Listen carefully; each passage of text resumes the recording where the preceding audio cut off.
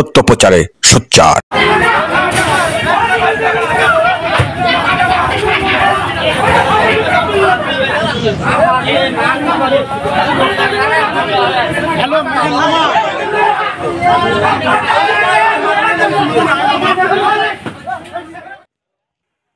পাঁচবিবিতে hotel ভাঙচুর, মালিক সহ দুইজনকে পিটিয়ে গুরুতর আহত।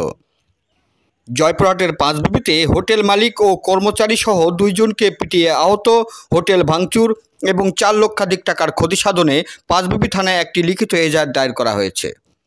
ঘটনাটি ঘটেছে উপজেলার কুসুম্বা ইউনিয়নের সালাইপুর বাজারে।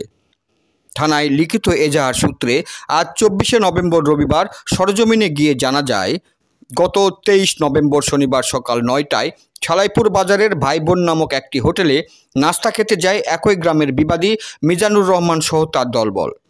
এ সময় খাবার টেবিলে পানির গ্লাসে পানি ঢেলে না দেওয়াকে কেন্দ্র করে হোটেল শ্রমিক আলেককে অকথ্য ভাষায় গালিগালাজ ও চড়-থাপ্পড় মেরে হোটেল থেকে বেরিয়ে যায় মিজানুর রহমান সহ তার দলবল।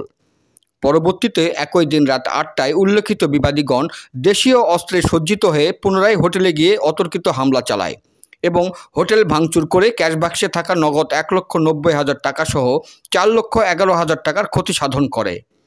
হোটেল মালিককে রক্ষা করতে গিয়ে শ্রমিক আলেক নাক ফেটে গুরুতর আহত হয়।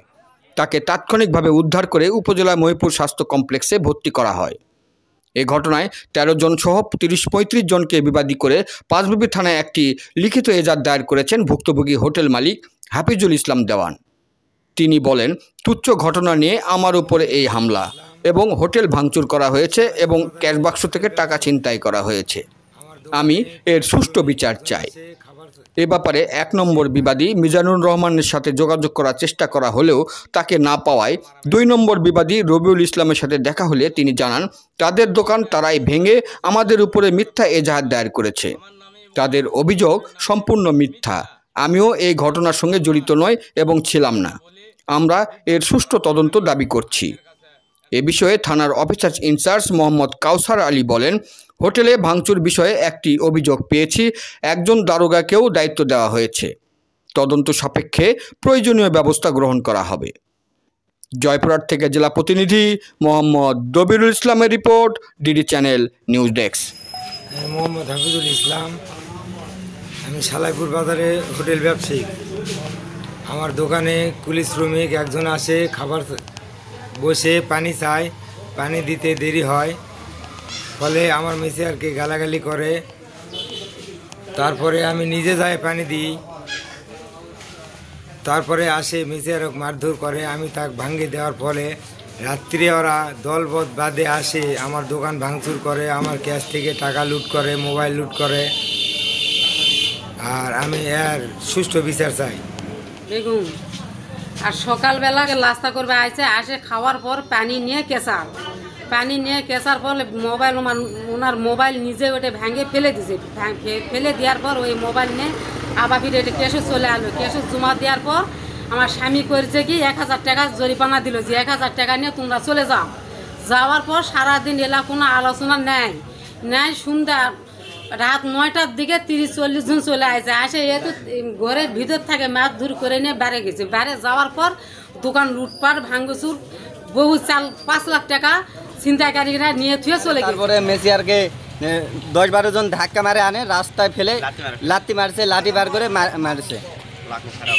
একদম অবস্থা খারাপ, আবার হাসপাতালে ভর্তি করে দেওয়া হয়েছে।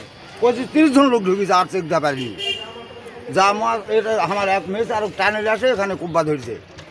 ধরার পর আমি যা ওখানে বলতেছে, বাবা থামা, আমার লোকটা মেরে ফেলে দেবেন। মহাজনক ধরে মারতেছে, মহাজনক তাকে তুলে নিয়েছে। তো তখন আমি আটকে ব্যথা, আমার লোকও তো ব্যাড়ি মারে, তারপরে কানে এখানে ব্যাড়ি মারে। মহাজন রাগ করে দোকান মহাজন রাগ করে তখন বাইরে আসে, এখানে আর আমি দোকানপাট করবো না, এই সুদূর বেড়া খাওয়ার ব্যবস্থা আমি জয়পুরহাট করবো। মহাজন ওটা গ্লাস ওটা একটা ব্যাড়ি মারছে, এটা আমরা ভিডিও করছে, কিন্তু ভিতরে ঘটনা ওরা ভিডিও কেউ করেনি। খালি কুবাইছে, রোড দিয়ে কুবাইছে, আর আমার বুকের উপর লাত্তি 20 মিনিট এরকম মার, একবারে কয়েকজন মিলে। ঘটনা হলো যে কালকে এখানে হাফিজুলের হোটেল নিয়ে যে কেন্দ্র বা ঘটনা, আমি শুনতেছি বেদা ভাই, আমি এখনও ওখানে যাইনি, জানিও না, কিন্তু মানুষের মুখে শুনতেছি যে আমার 2-3 জন সদস্যকে সেখানে আসামি করা হয়েছে এবং আমার সংগঠনের নামে এর পরিচালিত বলা হচ্ছে।